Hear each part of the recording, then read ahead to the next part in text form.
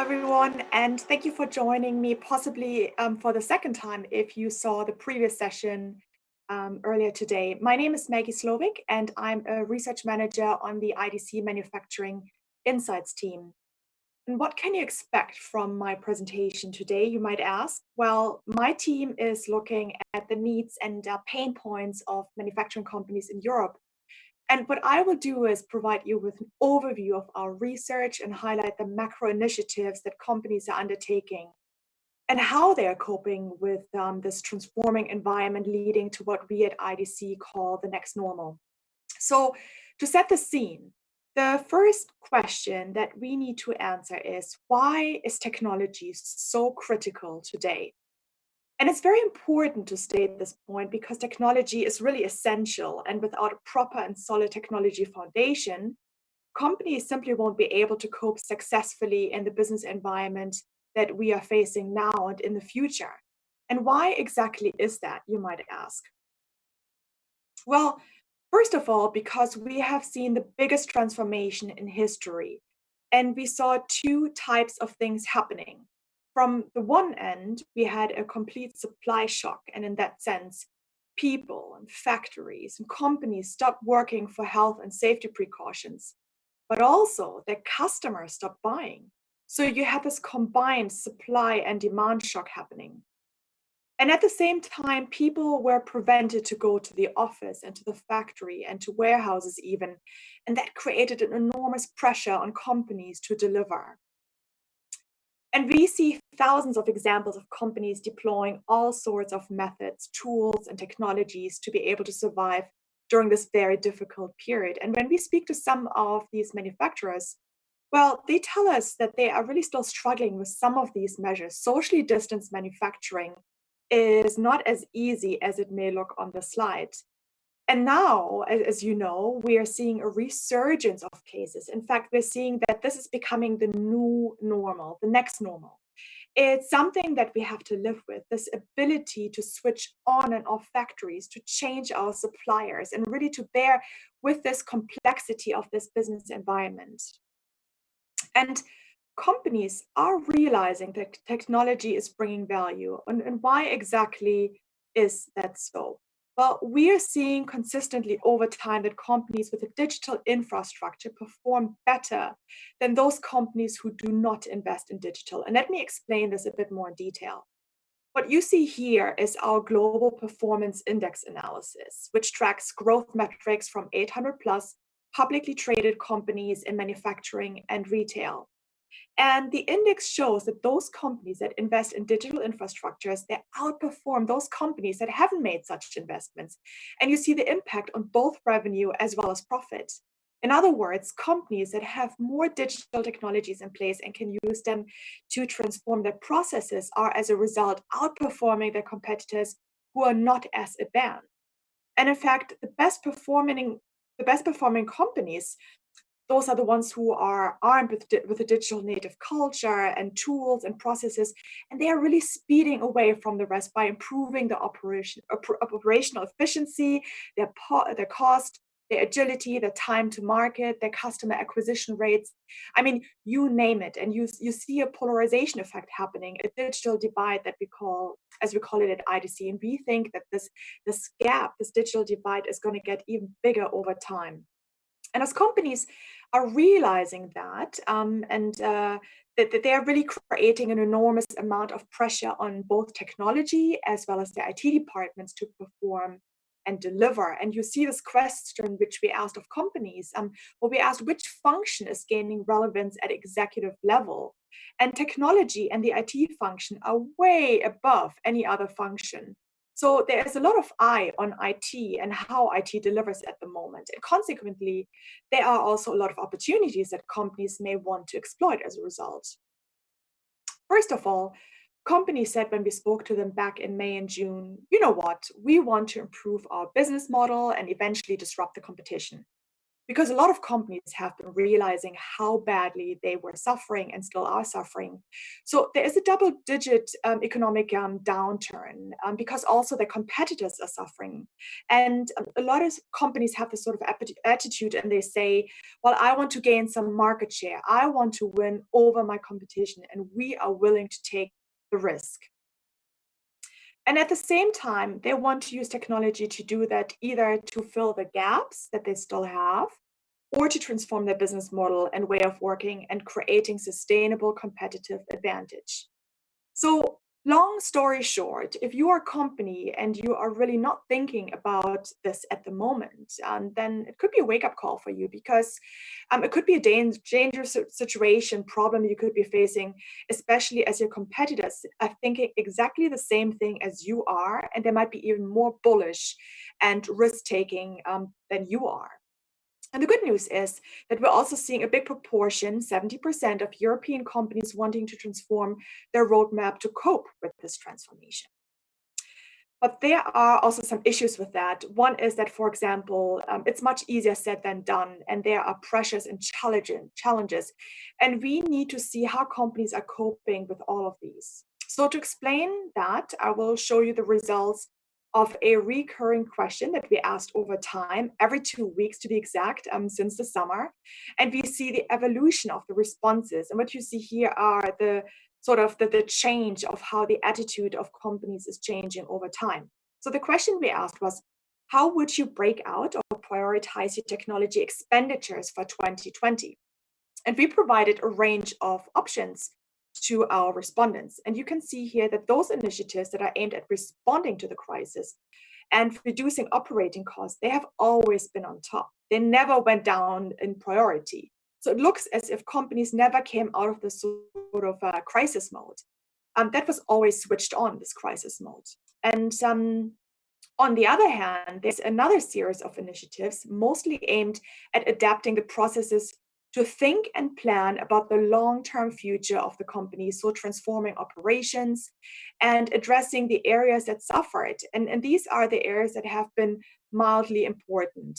And while companies are realizing that a catch-up is needed, they still really struggle to deal with that, because the pressure of the crisis is still very high, and they struggle to give these initiatives the right priority. And then there's another series of initiatives, even more forward looking. We talked about the attitude of companies being bold and wanting to transform the business and disrupt the competition. But when we see what actually happens, is that sometimes these initiatives have an initial burst of confidence, and then the priority goes down or never even takes off. So the idea is that companies are really willing to transform their business, but the whole practicality and the problem that they are facing and the pressure, well, that is preventing them from executing their sort of plans. And the last thing that I wanted to show you on this slide, and this is really worrying, is that the importance of core IT went down significantly over time. And you see all the other initiatives sort of held up, but core IT expenditures went from sort of 15% of companies saying that this is their core focus, to only 5% of companies saying that this is still a focus today. So the big question we need to ask is this a good thing? And why exactly is this happening?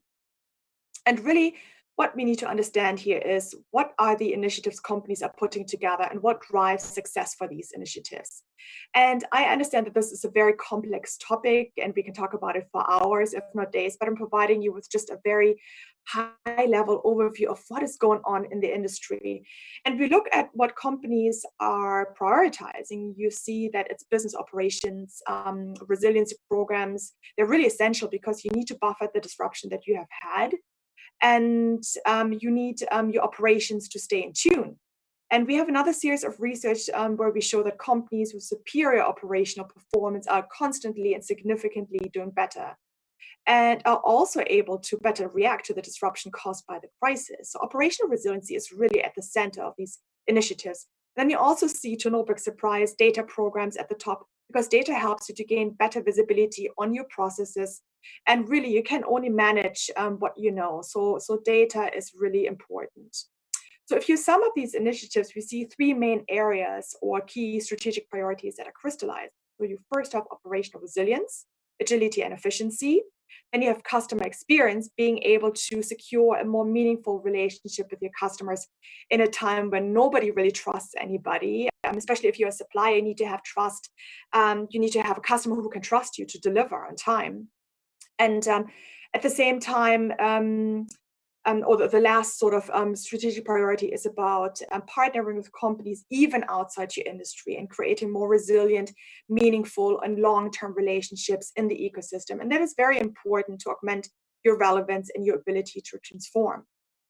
And there are examples all over the place about these initiatives and operational resilience. Think about the contribution that IT can bring in creating more virtualized processes. They can adapt more rapidly to a sudden demand change.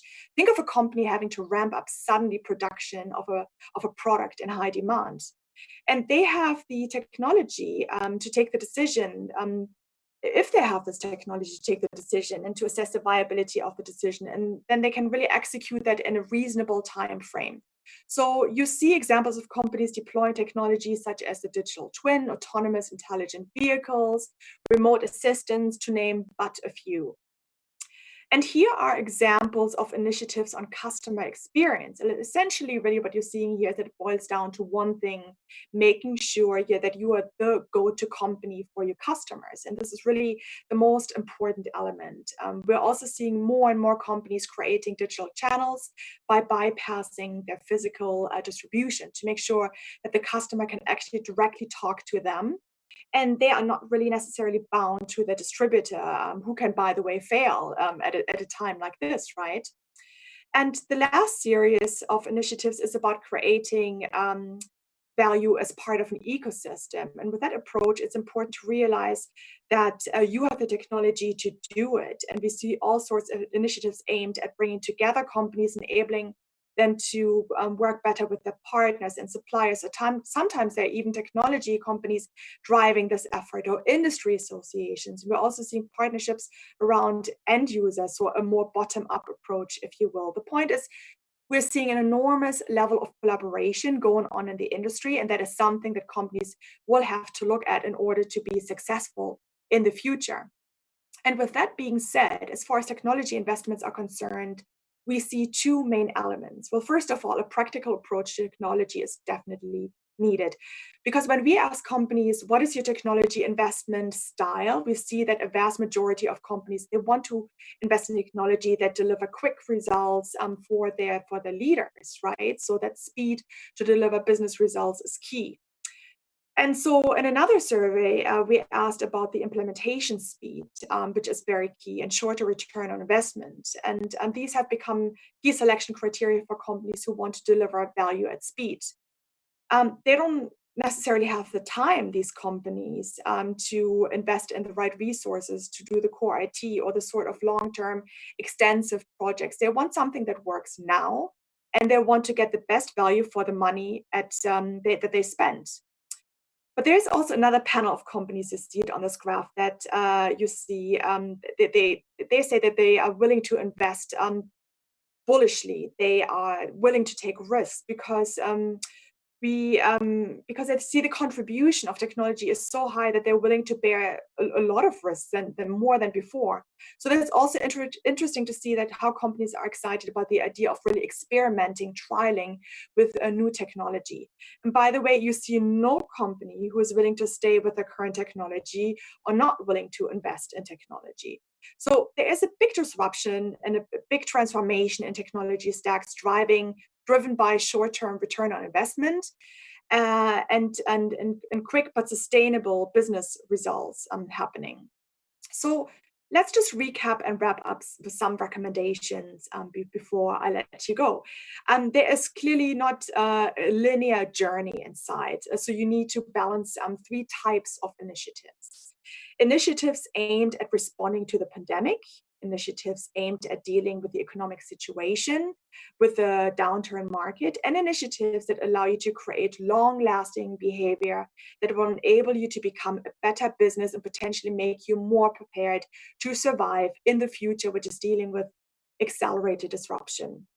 And you certainly need to have digital at the center of your thinking. That's really, really key. And consider technology investments as allowing you to be able to be more flexible and less rigid, allowing you to have the, for example, just in case rather than the just in time perspective, right?